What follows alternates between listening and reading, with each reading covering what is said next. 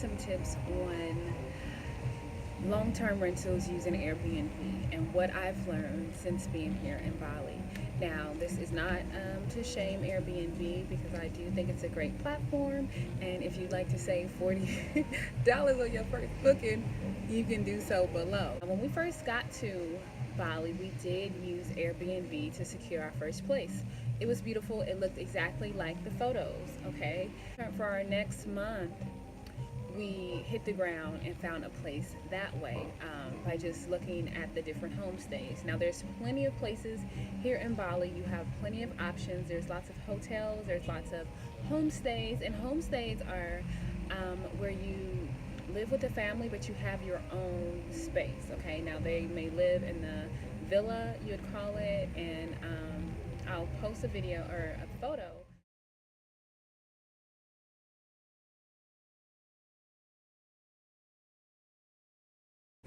Okay, but yeah, so there's tons of homestays here, and when we were looking for it, we only booked our first place for a month. We decided we wanted something a little more updated, so we looked on Airbnb and I saw tons of options. Now, for long-term rentals, I wanted to make sure that we were in a space to where I did not have to rely on a motorbike because my husband drives it, I do not. So I like to be able to go out, meet my friends on foot. Also, we wanted to make sure that it was kind of quiet and not too loud. There's different areas in Ubud where we are, where some of the homestays are far back and secluded, and some of them are right on the main street, and that's not something that I wanted. Also, we wanted to make sure that the Wi-Fi connection was pretty great since we are digital nomads. So here's some things that I learned. Number one is, now I'm not sure if this is against the rules because only one person responded to me saying that it was against the Airbnb rules, but all of the other homestays that I reached out to were completely fine with this, and that was messaging the host and asking, hey, I would like to rent your place, but it's long term. Am I able to come see the place in person first? Okay, that way, you know, for a night or two or three, it's fine. Those things may not be a big deal to you, but when you're staying somewhere for 21 to 30 days, that's a long time, and you want to make sure you're comfortable. So only one person responded saying that was against Airbnb rules and reporting. People petty, right? People petty. So yeah, so you want to make sure that you go and look at the place. Now, when we did that, we were able to see that a lot of places were either had crazy dogs in their yard. I don't want to deal with dogs. I don't want to hear dogs barking.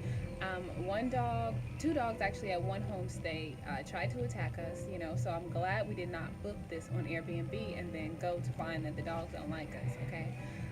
Number three, again, was that some of them are very close to the street. So it was a great room, however, it was very noisy because it's, you know, close to the main road. And these are things that your Airbnb listing may not mention, okay?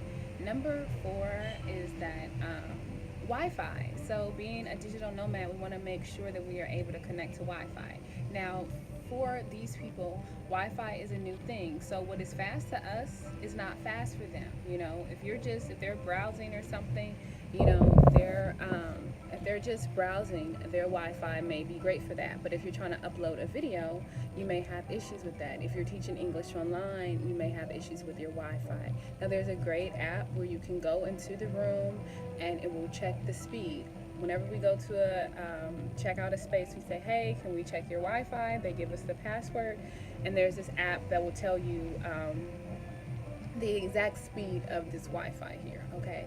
So there's some things that you may want to consider when you are looking for long-term rentals on Airbnb, but other than that, it's perfectly fine.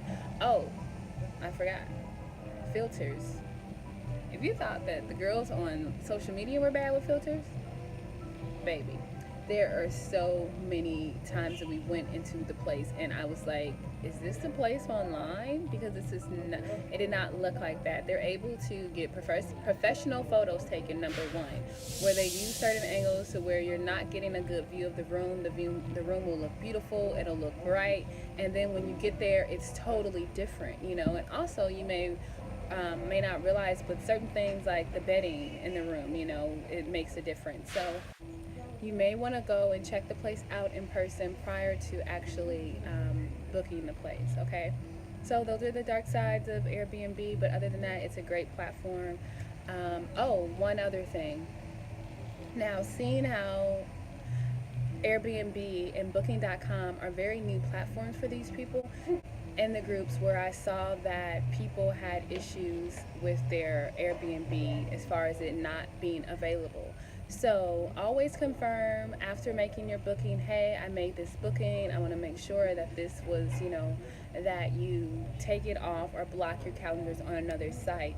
And unfortunately, I mean, yes, you can get upset about it, but if you really think about it, these things are very new to these people, so people have the opportunity to make extra money. Of course, they're going to take it, but they don't always know exactly how it works. So be mindful of that, because I have seen that in a lot of the groups recently about people arriving to an Airbnb and it not being available.